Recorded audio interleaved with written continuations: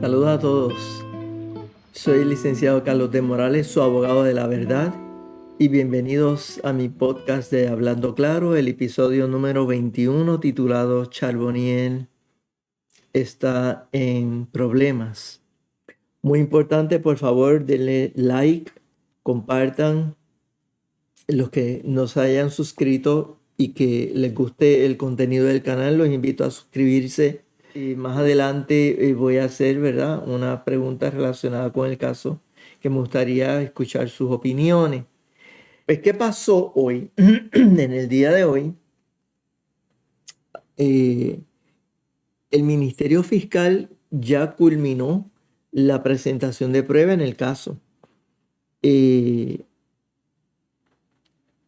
la pregunta es si la evidencia que presentó el Ministerio Fiscal fue suficiente para que un fiscal pueda probar su caso más allá de duda razonable y pueda llegar a la mente de ese jurado y convencerlo. Este caso o cualquier caso, se tienen que presentar tres aspectos o tres cosas importantes. Es como si fuese una fórmula. ¿Y cuáles son estas tres cosas? En cuanto al acusado, tiene que demostrar que hubo un motivo o móvil, que el acusado tuvo unos medios y que el acusado tuvo oportunidad. Y vamos a analizar varios aspectos de este caso de María Milagros Charbonnier y su esposo Orlando, partiendo de esos tres elementos o aspectos. Y me gustaría, ¿verdad?, repasarlo uno por uno para que ustedes puedan tener una idea clara de qué estamos hablando. Cuando hablamos de que hay que probar motivo, ¿qué es eso del motivo o el móvil? Se refiere a una o más razones o causas para que ese acusado haya cometido o se decida haber cometido el crimen del cual se le acusa. Es decir, el motivo se refiere a el porqué del acto criminal. Ahora vamos a hablar del medio. ¿Qué significa eso de tener los medios?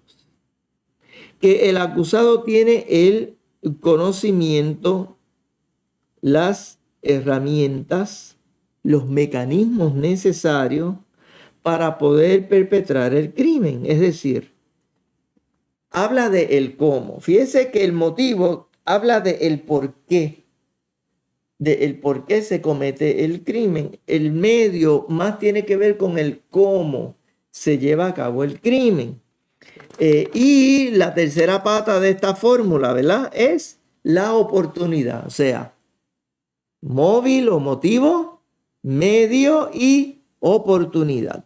¿Qué es eso de oportunidad? Se refiere a que el acusado tiene las circunstancias propicias y encuentra un momento bueno, un momento adecuado para cometer el crimen.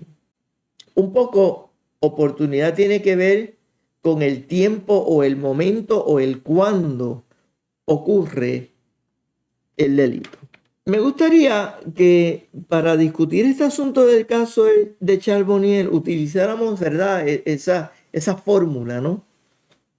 Y vamos a ver cómo el Ministerio Fiscal manejó estos tres aspectos en el caso de Charbonnier para probar la culpabilidad más allá de dudas razonables.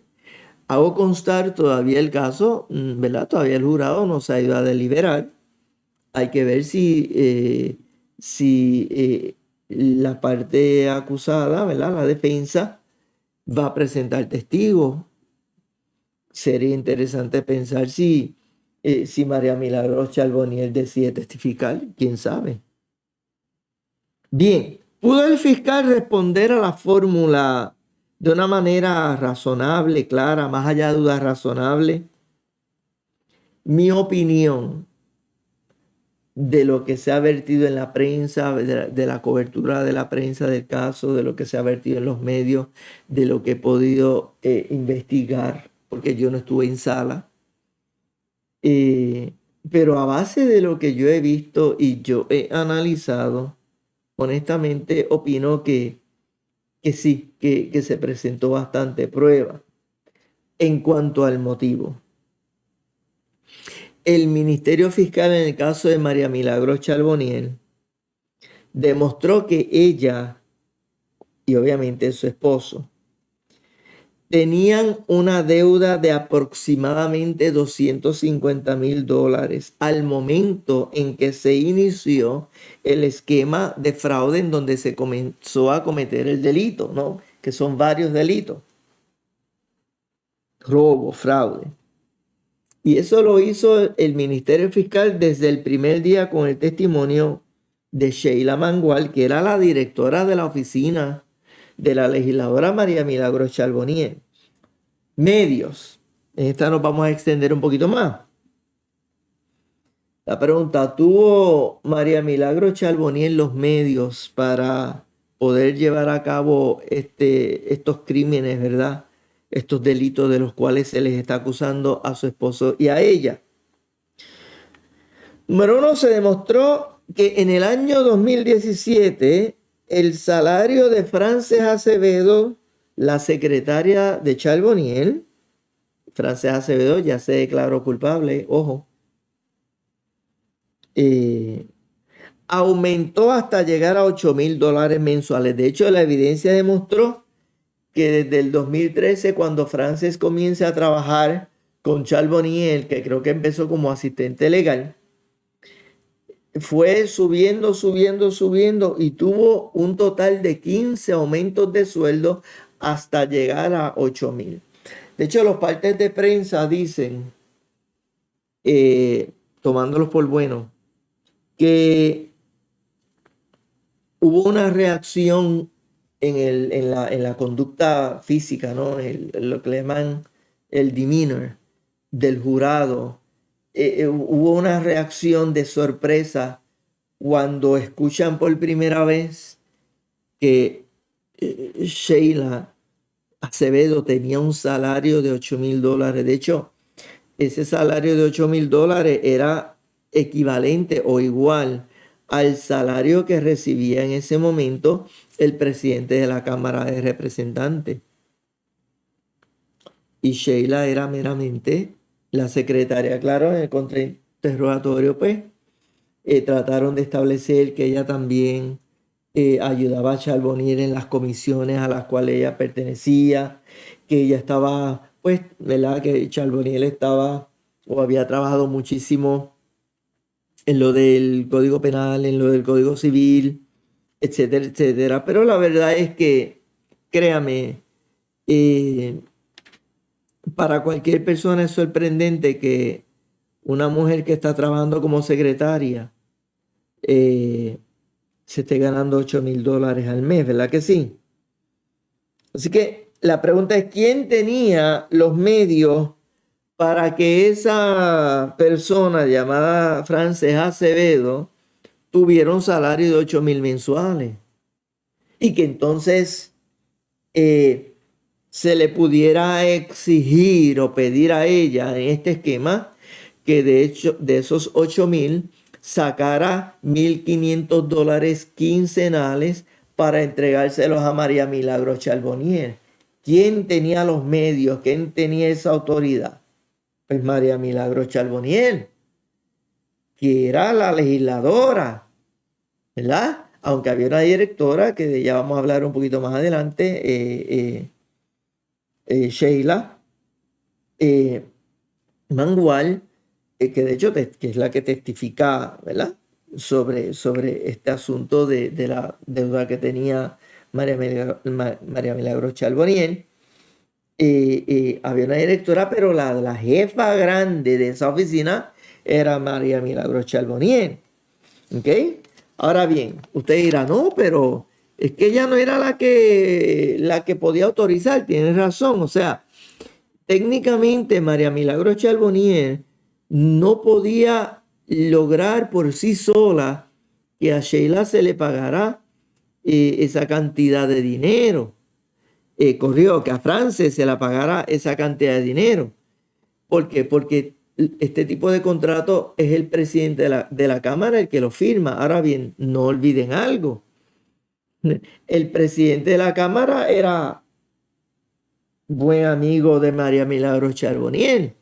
El presidente de la Cámara, Johnny Méndez, y María Milagros Charbonnier, como les dije en los videos anteriores, pertenecían a la misma congregación, hermanos en la fe, hermanos en Cristo, con el mismo pastor, en la misma iglesia, se congregaban juntos, etcétera, etcétera, etcétera. Por lo tanto, podemos adscribir, y yo estoy seguro que así el jurado lo iba a percibir, que María Milagro Charbonnier era la persona que tenía los medios para lograr que este esquema se pudiese conjugar e implementar.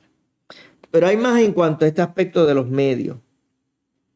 María Milagro Charbonnier y su esposo controlaban las cuentas de banco en donde se hicieron las transacciones. Tenían teléfonos celulares inteligentes con las aplicaciones de ATH móvil que fueron utilizadas y les permitió hacer transferencias electrónicas de dinero. Todo eso surgió como parte de la prueba. De hecho, surgió por prueba extensa que demostraba el movimiento de los dineros que iban corriendo de un lado a otro. El patrón del movimiento de dinero. De hecho, incluso una de las cosas que se presentó evidencia testifical en el caso y documental es que en un momento dado Sheila, Frances, no las estoy confundiendo, disculpen, Frances, que era la secretaria, ¿verdad? Que era la que estaba metida en el esquema.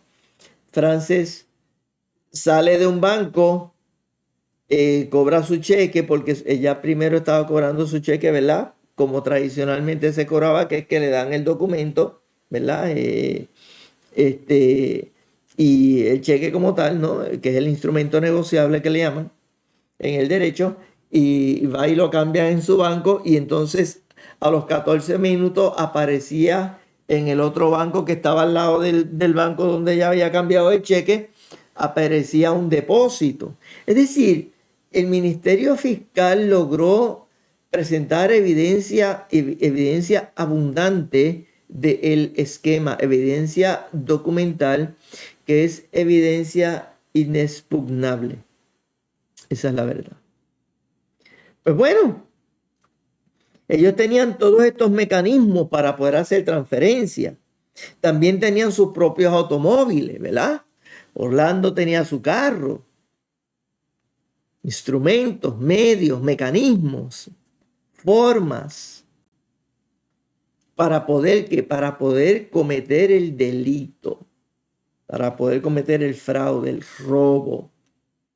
Y obviamente después ocurre la conspiración y otras cosas más. Incluso ¿verdad? María Milagro Charbonnier borró los celulares. Todo esto se demostró, se evidenció las transferencias, las entregas personales de dinero en efectivo, el patrón de depósitos, las comunicaciones interpersonales para recordar o corroborar que había que hacer la entrega del dinero. Todo eso se evidenció tremendamente en el caso. Ahora, hay una cosa más sobre este aspecto de los medios que es importante y que no lo podemos perder de vista, y es que María Milagros Charbonnier ejercía una autoridad. María Milagros Charbonnier ejerció presión, la presión de su persona, de su personalidad, de su posición como legisladora, presidenta de comisión de lo jurídico, etcétera, etcétera. Acceso a los medios, era abogada de profesión. No podemos perder ese aspecto que es importantísimo. Esa presión, ese control que tenía María Milagros Charbonnier, que se demostró a la saciedad. Yo he encontrado un término o una palabra que para mí es la palabra que describe la conducta pública y o privada de María Milagros Charbonnier en este caso. Y esa palabra es déspota. Y les escribí la definición, le transcribí la definición y se las voy a leer. Déspota. Tiene dos acepciones. Número uno, persona que gobierna sin sujeción a ley alguna. Número dos, persona que trata con dureza a sus subordinados y abusa de su poder o autoridad. Y tratándose en este caso de una creyente, o sea, una persona evangélica que cree en Dios, que tiene un temor de Dios, ¿no? Que se congrega, llamada cristiana. La expectativa que tenemos o que yo tendría, y me supongo que la mayoría de mi audiencia también, es una expectativa mayor. O sea, si de alguien se esperaba en la legislatura una conducta buena en este aspecto de ser pulcro, de ser correcto, de hacer un buen uso de los fondos públicos, de tener una conducta ética, etcétera, era de María Milagros Charbonnier. Así que, lamentablemente, yo tengo que concluir que la conducta observable y que se está probando con evidencia, en este caso en el Tribunal Federal, es la conducta de una persona que es déspota. Bien, vamos al tercer aspecto, el aspecto de la oportunidad. ¿Tuvo María Milagros Charbonnier oportunidad para cometer estos delitos? La respuesta es que sí. El fiscal demostró que por 3 años María Milagros Charbonnier estuvo llevando a cabo este esquema. Se aprovechó del inmenso acceso que tenía al poder, ¿verdad? Con el presidente de la Cámara que le firmaba todos esos contratos, y el presidente de la Cámara se ha querido lavar las manos si él tiene o no una tangencia con algún tipo de delito. Yo no me atrevería a decir eso. Ahora, de que hay una responsabilidad vicaria como mínimo, en parte sí, porque él está viendo todo esto. Él está firmando todos esos contratos de servicios. Pero el punto es que María Milagros Charbonnier tenía acceso al poder, tenía acceso al presupuesto de la Cámara de Representantes, tenía al presidente de la Cámara, que es su amigo, que es su hermano en Cristo, que se congrega en la misma iglesia, con el mismo pastor, etcétera, etcétera, etcétera. Así es que tenía las puertas abiertas para esencialmente poder morderse como mínimo $3,000 mensuales que se los quitaba a esa mujer, a su propia empleada, a la cual estaba básicamente abusando. Porque entiendan, María Milagros Charbonnier estuvo por 3 años abusando de su secretaria. Bueno, por supuesto que muchos otros han cometido peores delitos. O sea, $3,000 mensuales comparado con otros delitos y otras personas que roban, a lo mejor son pesetas. Pero lo cierto es que a ella le tocó. ¿Y por qué le tocó a ella? Y vamos a entrar a otro aspecto de este caso muy interesante, y es porque hubo una persona que fue el chota. Y el chota de María Milagros Charbonnier fue Jonathan Alemán. Es decir, posiblemente si este individuo no va al FBI, todavía María Milagro Charbonnier estaría mordiendo. ¿Por qué? La pregunta es, ¿qué pasó que Jonathan Alemán choteó a María Milagro Charbonnier con los federales? Bueno, pues porque según surgió en el caso, María Milagro Charbonnier lo votó a él, lo sacó él era uno de los directores, trabajaba con ella en la oficina.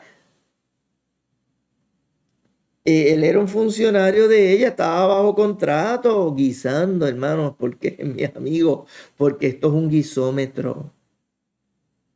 Los legisladores lo que tienen es una piquita y los legisladores nada más no. Pero como estamos hablando de una legisladora, pues, que cojan su agüita. Bien, ¿por qué es que votan a Jonathan de la oficina? Porque Jonathan tenía un romance. ¿Un romance con quién? Con la propia secretaria, con France Acevedo, que es la que se declaró ya culpable. Eso fue lo que pasó. O sea, Jonathan decide vengarse de María Milagro Charbonnier. Y eso es lo que ha provocado este caso.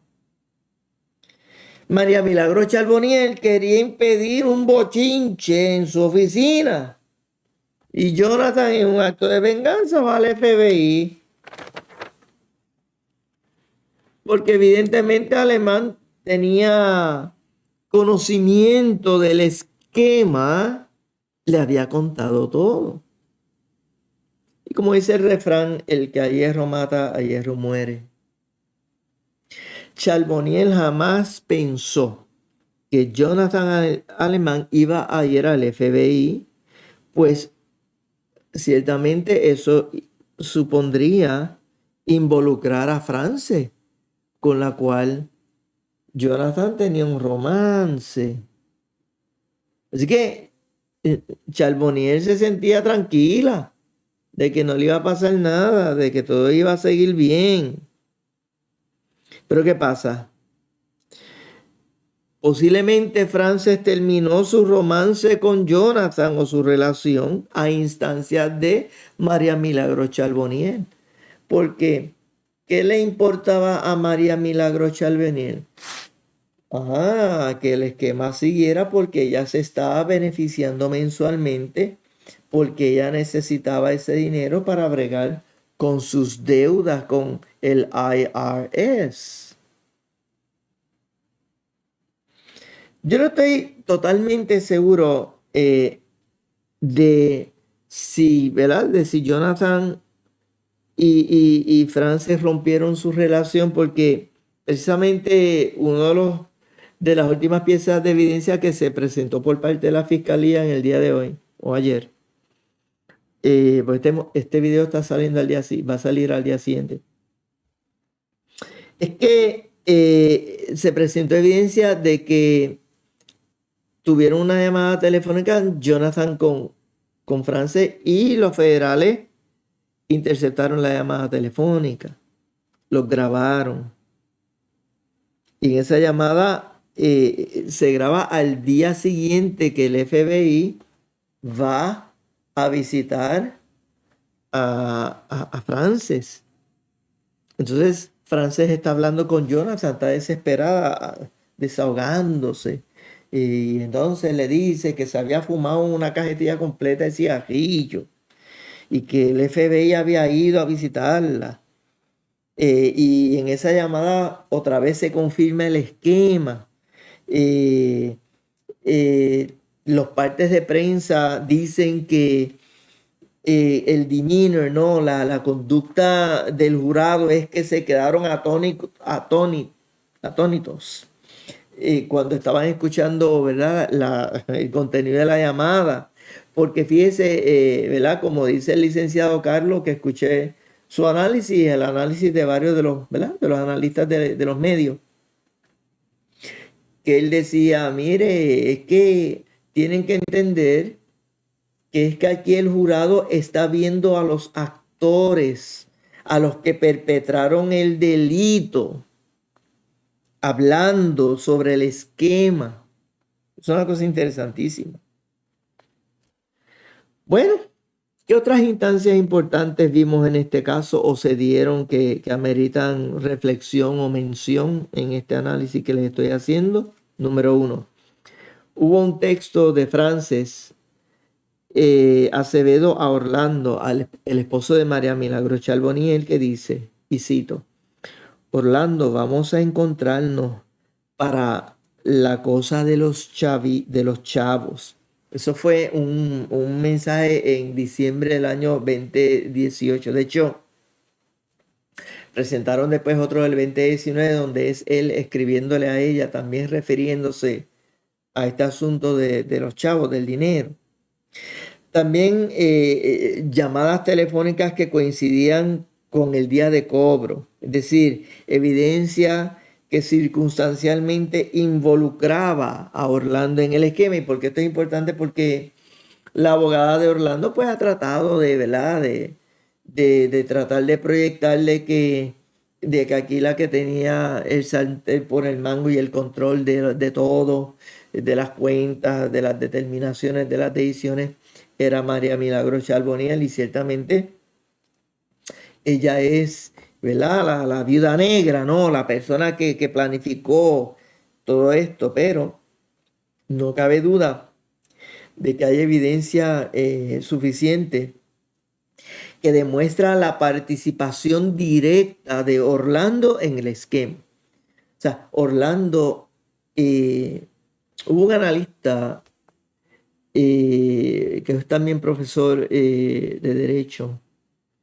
que usé esta expresión que se me quedó grabada a preguntas fue creo que en el programa Pelota Dura, Jugando Pelota Dura, que él hizo esta expresión y yo se la repito y cito, están fritos. Ese fue ¿verdad? Su expresión para explicar su opinión legal de las posibilidades que tiene María Milagro Charboniel y Orlando de salir culpables o no culpables. Y él está diciendo, están fritos. Y yo tiendo a coincidir. Lamentablemente, ¿sabe? La evidencia de la participación de Orlando es contundente. De hecho, se presentó prueba de que Orlando escondió un dinero dentro de un termo en el pasto en el área de la casa de Frances. Al otro día que a Frances la fueron a visitar los federales, porque él tenía miedo de que el FBI lo estuviera persiguiendo a él y encontraran ese dinero.